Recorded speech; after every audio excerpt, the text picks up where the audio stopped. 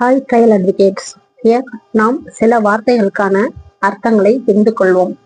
பொதுவாக நம்முடைய சட்டங்கள் எல்லா இடத்திலுமே பல இடங்கள்ல மே என்ற வார்த்தையும் ஷல் என்ற வார்த்தையும் பயன்படுத்தப்பட்டிருக்கும். உண்மைதானே? இந்த மேக்கு ஷல்லுக்கு என்ன வித்தியாசம், என்ன அர்த்தம்னா, மேங்கிறது அந்த சட்டம் சொன்ன விஷயத்தை நீதிமன்றம் ஃபாலோ பண்ணி தான் ஆக வேண்டும் என்ற அவசியம் இல்லை.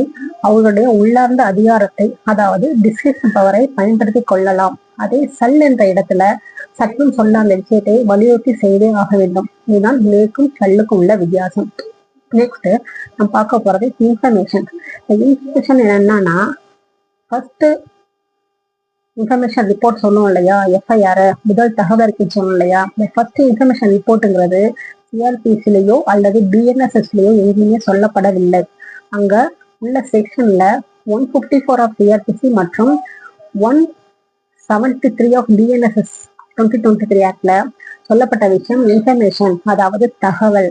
போலீஸ் ஸ்டேஷன்ல கொடுக்கக்கூடிய புகார் எல்லாமே சட்டப்படி இன்ஃபர்மேஷன் என்ற வார்த்தையை தான் பயன்படுத்த வேண்டும். ஆனால் பொதுமக்களுக்கு இன்ஃபர்மேஷன் என்ற வார்த்தை சொல்ல தெரியாது. நாமும் பொதுமக்கள்கிட்ட பேசும்போது இன்ஃபர்மேஷன் வார்த்தையை பயன்படுத்த வேண்டாம். கம்ப்ளைண்ட் சொன்னாதான் அவங்களுக்கும் புரியும், வெளியிடங்களும் புரியும். ஆனா நீதிமன்றத்தில் சட்டம் படித்த நாம கம்ப்ளைண்ட் என்ற வார்த்தைக்கு பதிலாக இன்ஃபர்மேஷன் என்ற வார்த்தையை பயன்படுத்தினால் சிறப்பாக இருக்கும். ஏனென்றால் சட்டப்படி இன்ஃபர்மேஷன்ங்கிறது என்டையர்லி டிஃபரண்ட் ஃப்ரம் கம்ப்ளைண்ட். ஏன்னா கம்ப்ளைண்ட் எங்க சொல்லப்பட்டிருக்குன்னா 2D of CrPC and 21H of BNSS ஆக்ட்ல சொல்லப்பட்டிருக்கு.